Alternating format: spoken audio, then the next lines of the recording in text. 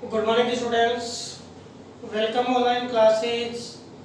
विद्यार्थियों, हमने अपने पिछले वीडियो में जो विश्व जनसंख्या यूनिट नंबर 2 पढ़ी है, उसके अंतर्गत हमने विश्व जनसंख्या घनत्व, वितरण, वृद्धि, जनसंख्या संगठन, प्रवास और मानव विकास के बारे में पढ़ा।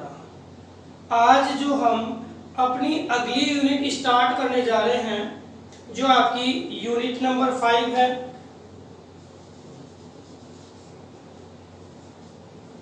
चार अंक की है। इंपॉर्टेंट प्रश्न भी यहां से पढ़ते हैं 4 नंबर के। यूनिट में हम क्या क्या पढ़ेंगे? यूनिट में हम विश्व के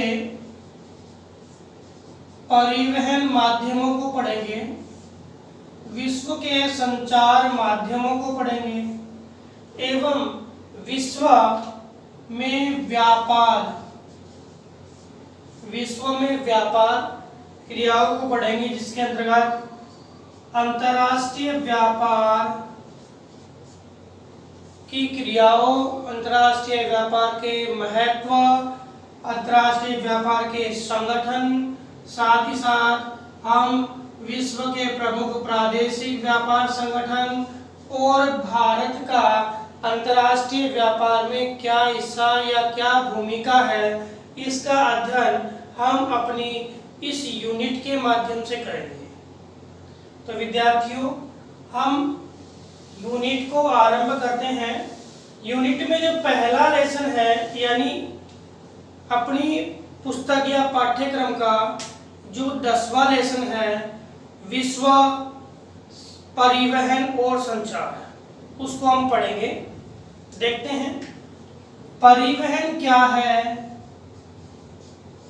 और संचार क्या है।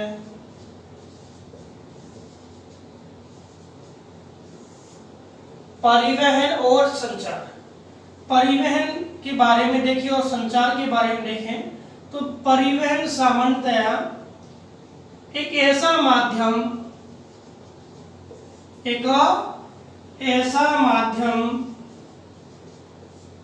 जो किसी व्यक्ति या समूह या वस्तु को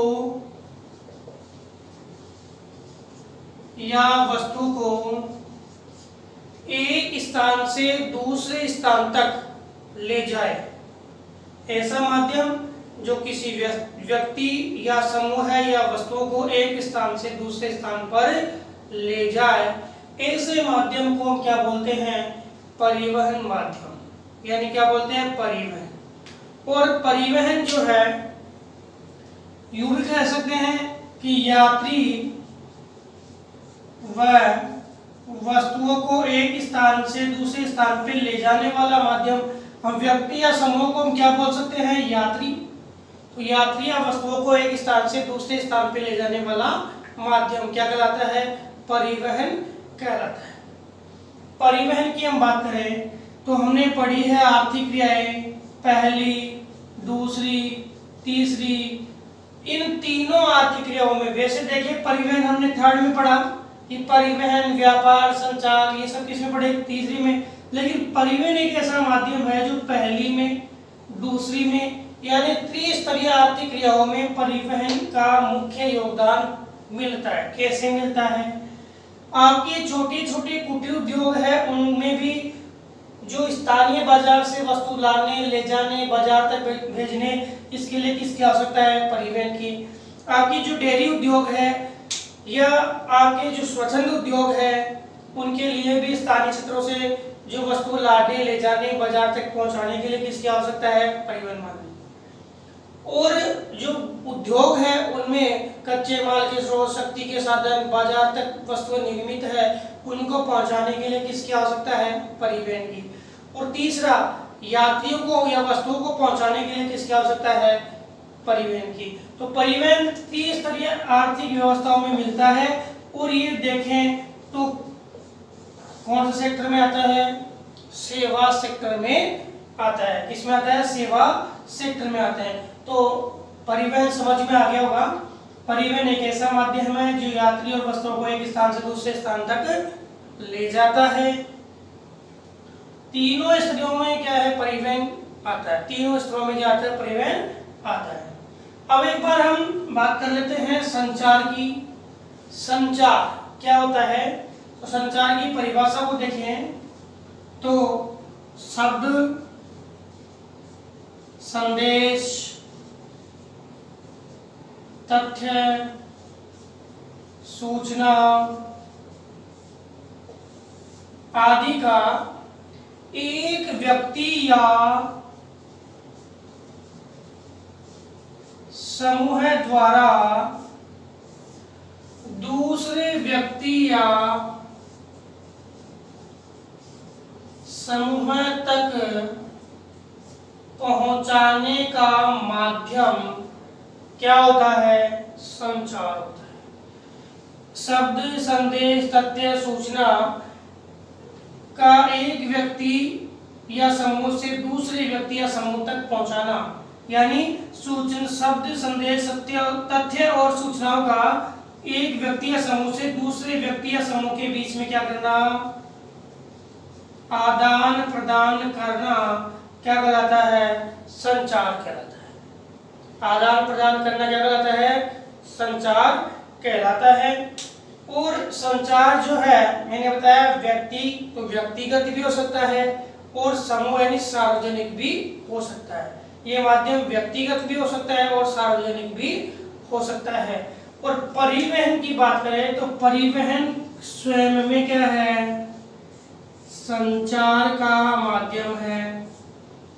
स्वयं में क्या है? संचार का माध्यम है। और आपकी पुस्तक में भी कहा गया है परिवहन और संचार है, दोनों को मिलाएं तो क्या बोलते हैं? इसे परिसंचरण। क्या बोलते हैं? परिसंचरण कहते हैं। परिवहन और संचार है तो संचार का जो माध्यम है वो परिवहन है। कैसे है कि आपके जितने भी डाक सुविधाएं हैं उनके माध्यम से, कोई हार्ड कॉपी हम भेजते हैं किसी भी व्हीकल के माध्यम से, तो वह व्हीकल किसके अंतर्गत आएगा? परिवहन के अंतर्गत। तो संचार का माध्यम परिवहन हुआ कि नहीं हुआ? तो कई बार आ जाता है प्रश्न, परिवहन भी एक संचार की विधा है या संचार का प्रकार है। तो आप इस प्रश्न को स्पष्ट कीजिए। तो समझ में आ गया। अब हम देखते हैं जो परिवहन है, ये परिवहन कितने प्रकार का होता है? परिवहन कितने प्रकार का होता है? तो प्रश्न जो बन के आता है, बोर्ड में कई बार प्रश्न आ चुका है कि परिवहन जो है, परिवहन की विधाएं, प्रश्न सीधा आया है परिवहन की विधाएं या प्रकार। परिवहन की विधाएं या प्रकार। देखो ये विधाएं हैं, ये विद्याएं हैं। हम इसकी बात करें विधाएं। विधाएं का मतलब है प्रकार। कई बार प्रश्न आ गया विधाएं सब देख करके और देख लेते क्या हो गया। ये क्या है? विधा का मतलब है प्रकार। परिवहन कितने प्रकार का है? तो परिवहन को हम उनके माध्यमों के आधार पे कि कौन कौन से एरिया में परिवहन कार्य हो रहा है उसके माध्यमों के आधार पे हम निम्न भागों में बांटते हैं। पहले स्थल परिवहन,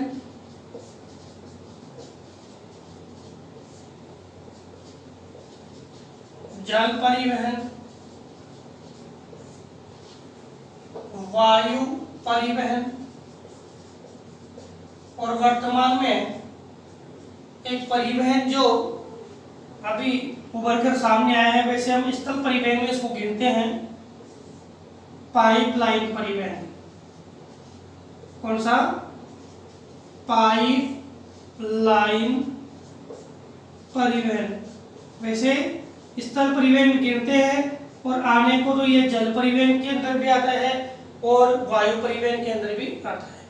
वायु का कैसे आएगा कि जो आपके ऊपरी क्षेत्रों में जो पाइपलाइनें हैं, जो पर्वतीय भागों में है, कई जगह सपोर्ट है ही नहीं और पाइपलाइनें वो है एक स्थान से दूसरे स्थान तक लिक्विड और गैस को पहुंचा रही है। तो सबसे पहले देखते हैं स्थल परिवहन।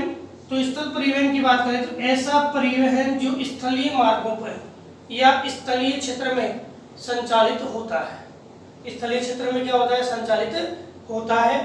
और इसमें स्थलीय परिवहन में हम देखें दो पार्ट हैं। एक तो आपके सड़क परिवहन और एक आपके रेल परिवहन।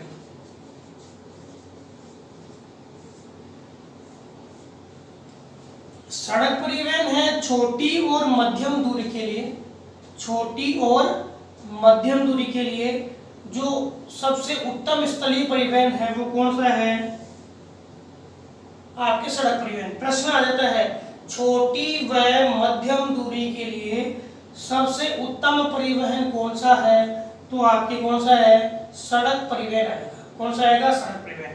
या घर से घर तक जो परिवहन माध्यम है, जो घर से घर के लिए वस्तु यात्रियों को पहुंचाने का सबसे उत्तम परिवहन माध्यम है वो कौन सा है? सड़क परिवहन माध्यम है। इसके बारे में पढ़ेंगे। सड़कें दो प्रकार की होती है, कच्ची भी होती है और पक्की भी होती है। अब दूसरा, स्थलीय क्षेत्र में लंबी दूरी के लिए और जो आपके वस्तु परिवहन और यात्री परिवहन में सबसे ज्यादा महत्व जिसका है स्थलीय परिवहन में वो कौन सा है? रेल परिवहन। कौन सा है? रेल परिवहन। इसके बाद हम देखते हैं जल परिवहन। तो जल परिवहन जो है वह दो भागों में बांटा जा सकता है। एक तो हमारे आंतरिक जो क्षेत्र है, आंतरिक में कौन से? नदी, झील, नहर, ये जो क्षेत्र है इनके माध्यम से होने वाला परिवहन आंतरिक जल परिवहन कहलाता है।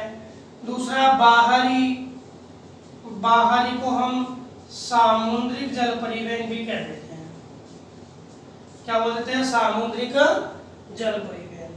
इसके बाद वायु परिवहन में बात करें तो वायु परिवहन है वो एक तो कौन सी है? आपकी स्थानीय तौर पे हेलीकॉप्टर सेवा, हेलीकॉप्टर सेवा स्थानीय तौर पे। और दूसरी आगे राष्ट्रीय और अंतर्राष्ट्रीय वायु परिवहन सेवा, राष्ट्रीय और अंतर्राष्ट्रीय वायु परिवहन सेवा। अब बात करें पाइपलाइन की।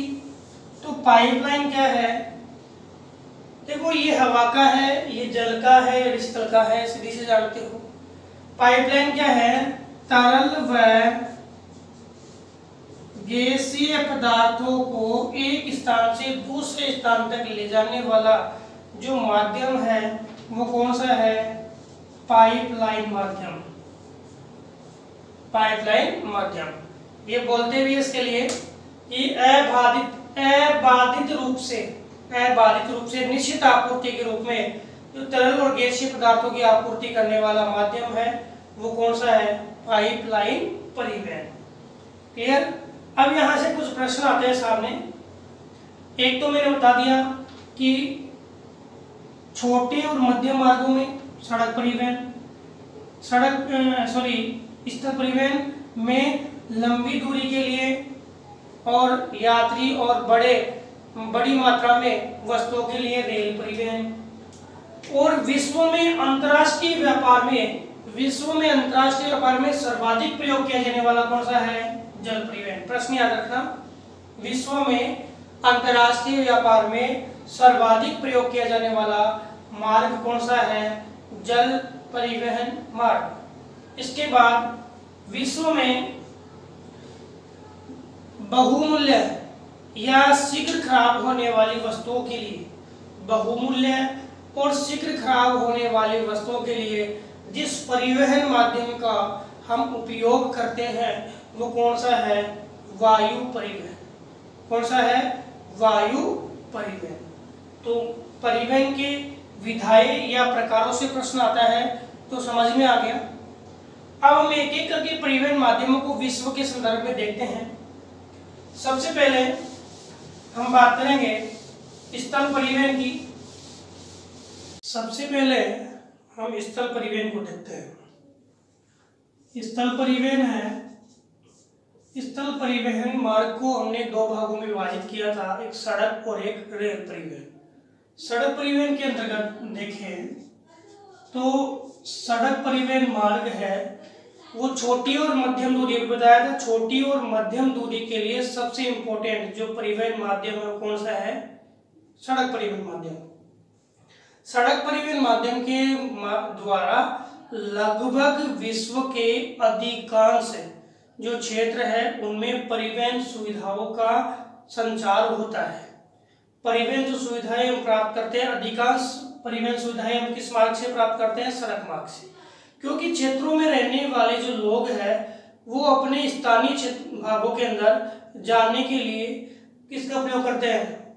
परिवहन माध्यम का। रिक्शा वाले हैं, टांगा वाले हैं या छोटी टैक्सियां हैं, वो भी किस मार्ग पे चलेगी? परिवहन मार्ग पे। कौन से पे? सड़क पे।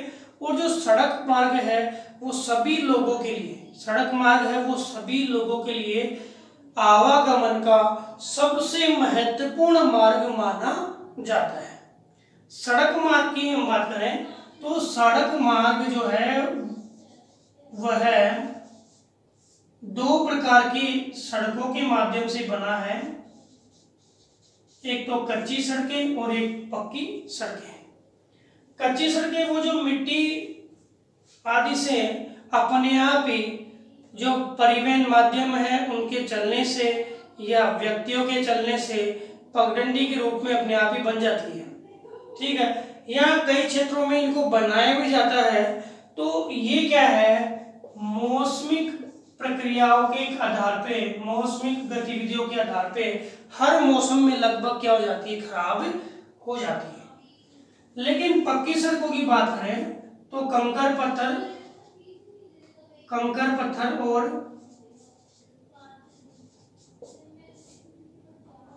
कोलतार है,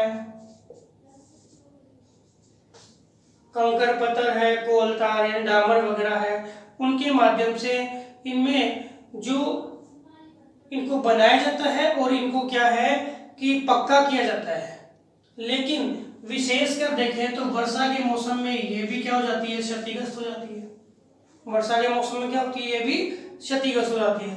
तो सड़क परिवहन के बारे में कहा जाता है कि सड़क परिवहन का जो निर्माण है उसकी तुलना में इसके रखरखाव में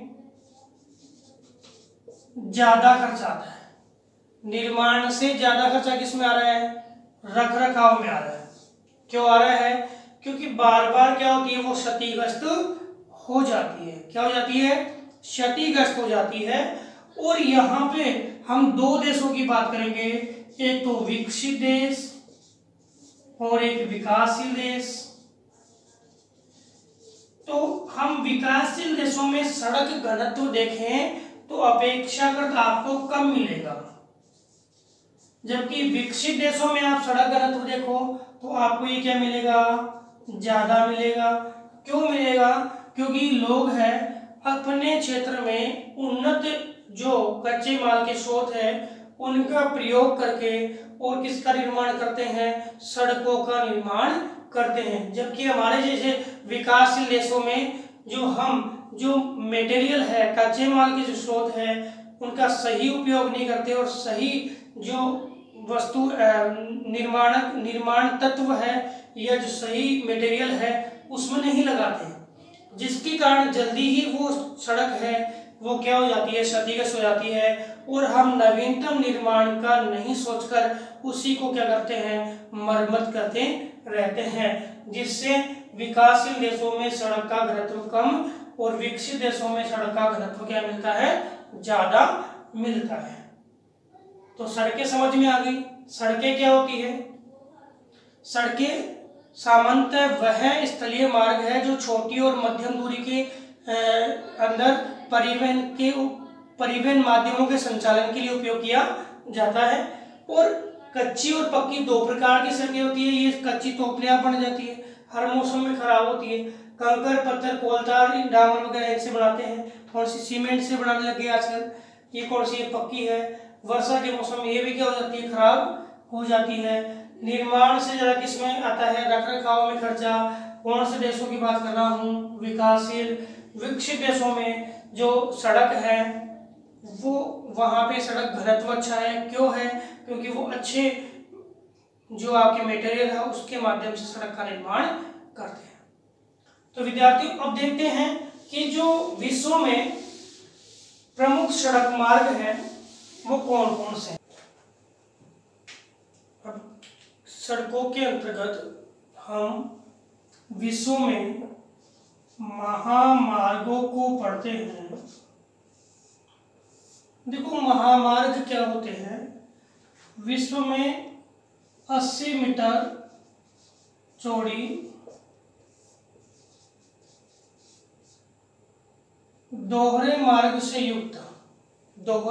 से युक्त पक्की सड़कें जिनमें अबाधित रूप से जो आपका परिवहन जो कार्य है संचालित होता है वह कहलाता है महामार्ग। क्या कहलाता है? महामार्ग। और इस अबाधित रूप से परिवहन मार्ग के संचालन के लिए आपके फ्लाईओवर है, नदी पुल है और सुरंगें है, वो सब बनी हुई होती है। और यह एक महाद्वीप से दूसरे महाद्वीप में, एक महाद्वीप के आंतरिक भाग में राष्ट्रीय स्तर पे है निर्मित होती है। विश्व में प्रमुख महामार्गों में कुछ महामार्ग है जिनको हम पढ़ेंगे। पहला है पैन अमेरिकन महामार्ग।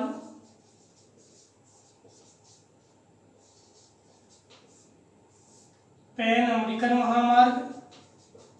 देखो पैन अमेरिकन महामार्ग में मैप में बताऊं तो आपके पैन अमेरिकन महामार्ग की स्थिति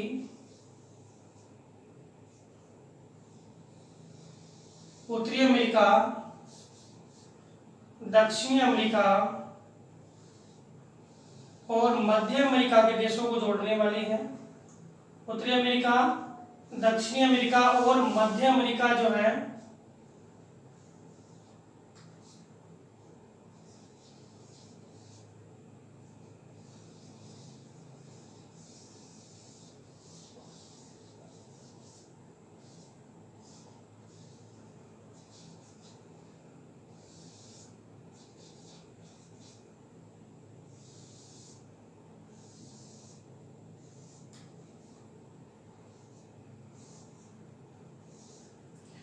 इसमें देखें तो आपके पश्चिमी जो अलास्का का भाग है इसमें आपका जो नगर है एंक्रोज नगर, एडमंटन नगर, और इधर देखें तो यूएसए के न्यूयॉर्क नगर,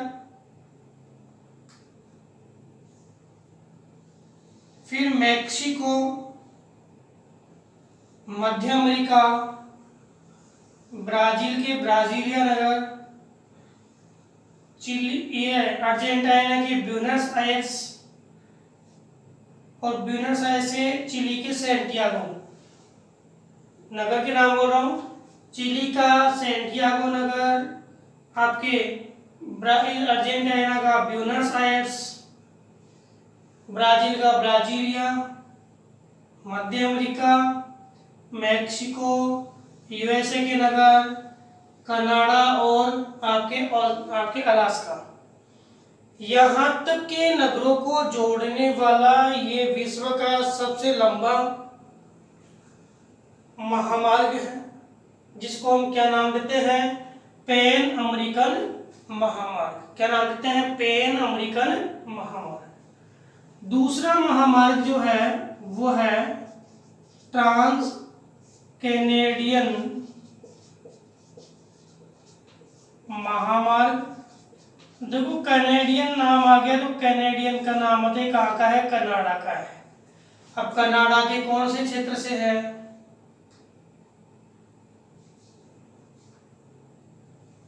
यहाँ के कैलिफोर्निया। अब कनाडा के जिस क्षेत्र की बात करूं मैं तो आपके महान झीलवर्ती प्रदेश आ गया, और सेंट लॉरेंस की खाड़ी, सेंट लॉरेंस नदी, सेंट लॉरेंस की खाड़ी। इसके बाद विनिपेग आ गया। अब हम बात करें ये कहाँ से कहाँ तक है, तो कनाडा के पूर्वी भाग में ये यहाँ पे न्यू फाउंडलैंड है। क्या है? न्यू फाउंडलैंड।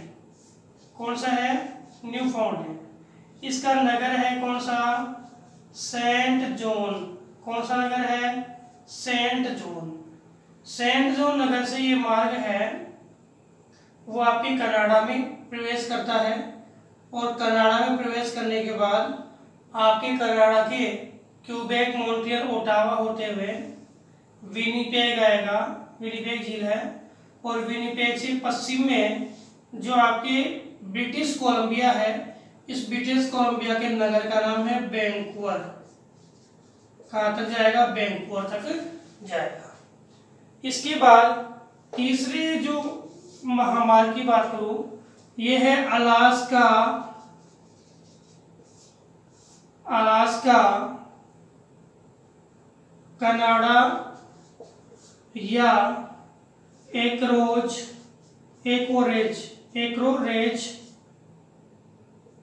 एडमंटन महामार्ग। देखो, अलास्का का नगर तो है एकोरेज नगर, और कनाडा का नगर है कौन सा? एडमंटन। तो कनाडा और अलास्का के नगर को जोड़ने वाला कौन सा है? अलास्का कनाडा बोल दो, ये एकोरेज एडमंटन महामार्ग। इसके बाद ऑस्ट्रेलिया का स्टुअर्ट महामार्ग। स्टुअर्ट महामार्ग जो ऑस्ट्रेलिया की उत्तरी जो नगर है उसको दक्षिणी नगर से जोड़ता है। ऑस्ट्रेलिया की हम बात करें तो आपके ऑस्ट्रेलिया के अंदर यहाँ एक डार्विन नगर है जो उत्तरी तट पे है। डार्विन से लेके और एलिडेट तक जो आपके महामार्ग है, सॉरी रेल मार्ग है, वो जुड़ा हुआ है। अब हम बात करते हैं किसकी? बिरडूम नगर। बिरडूम से क्या है? महामार्ग है, और डार्विन तक क्या है? आपके रेल मार्ग है। यही रेल मार्ग है और यही महामार्ग है, लेकिन जो महामार्ग है वो कौन से नगर तक है? बिरडूम तक। कौन से नगर तक है? बिरडूम।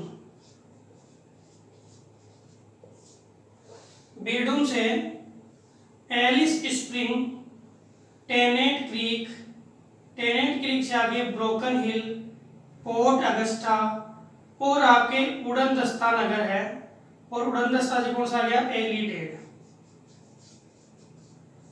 एक बार रिपीट कर रहा हूं, बिरडूम नगर से Alice Spring, Tennant Creek, Alice Spring, Tennant Creek, आपके ब्रोकन हिल, उड़नदस्ता, और क्या नाम है ये? पोर्ट अगस्टा, और लास्ट में कौन सा? एलिडेड। इन नगरों के माध्यम से होता हुआ उत्तर से दक्षिण तक जो महानगर है उनको जोड़ने वाला ऑस्ट्रेलिया का ये सबसे प्रमुख महामार्ग है, स्टुअर्ट महामार्ग। इसको बिरडूम और उड़नदस्ता महामार्ग भी हम कहते हैं। तो विद्यार्थियों, आज हमने परिवहन संचार परिभाषाओं के साथ साथ विश्व में प्रमुख महामार्गों का उल्लेख किया। अगले वीडियो में हम विश्व में महाद्वीपीय आधार पर सड़कों के या जो सड़क प्रतिरूप है उनके बारे में अध्ययन करेंगे। धन्यवाद।